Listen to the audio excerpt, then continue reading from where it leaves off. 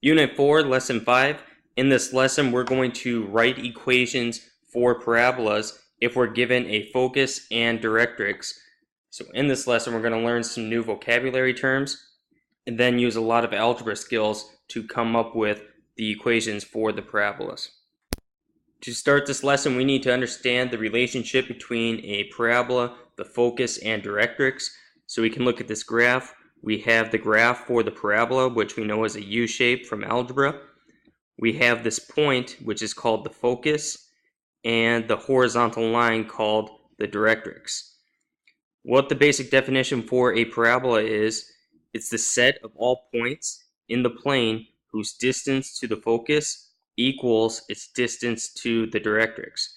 So if I would pick any point along this parabola on this red curve, the distance from, say if I pick this point to the focus, that distance is going to be the same as the distance from this point to the directrix.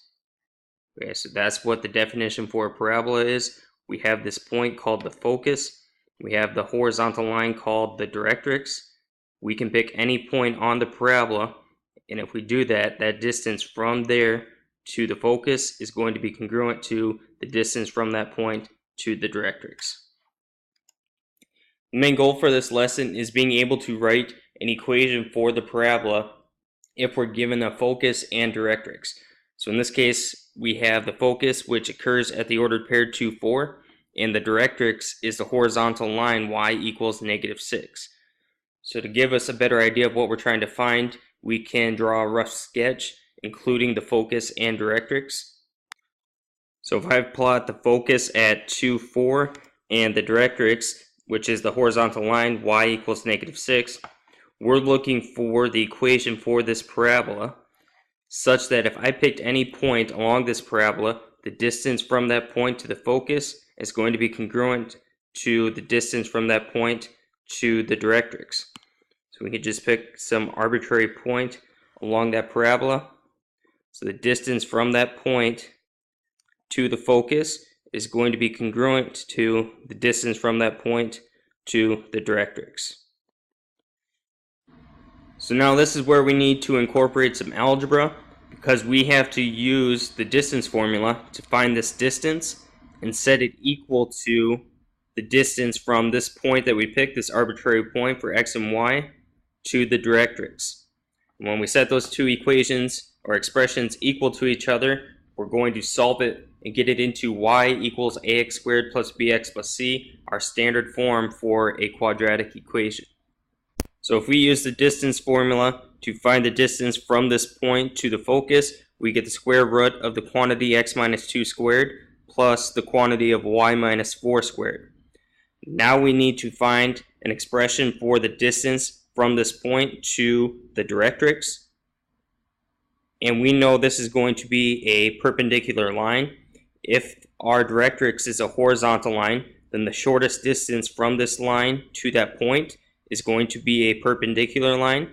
So the only thing that's changing are the y values. So we just have to take our y value minus the y value of our directrix.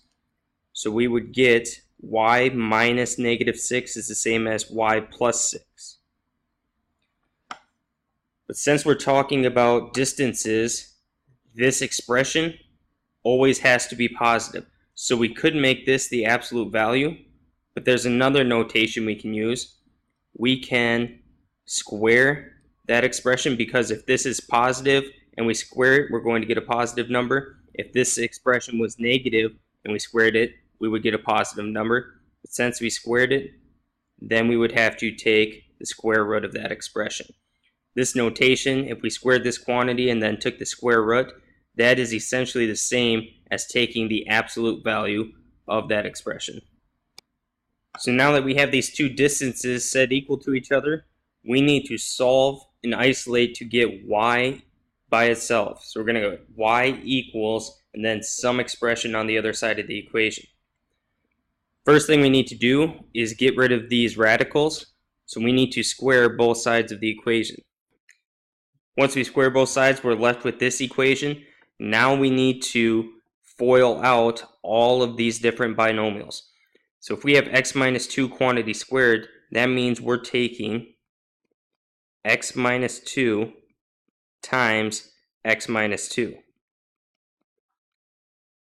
Think back to algebra, we would use the FOIL pattern, first, outer, inner, last.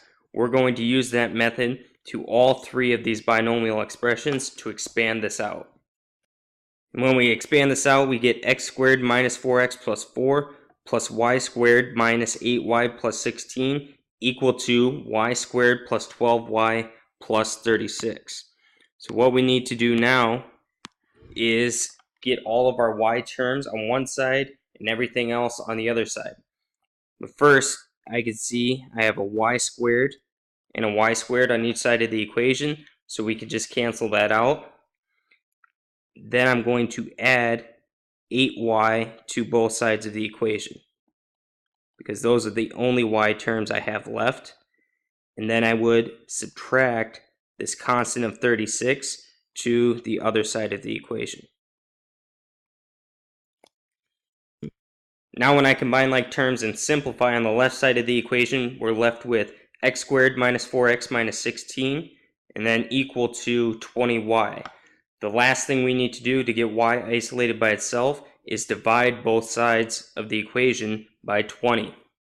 So when we do that and simplify all of those coefficients, we're left with 1/20 x squared minus 1/5 x minus 4/5 equal to y. So this is the equation for the quadratic function for the graph of this parabola that has a focus located at 2, 4 and the directrix at y equals -6.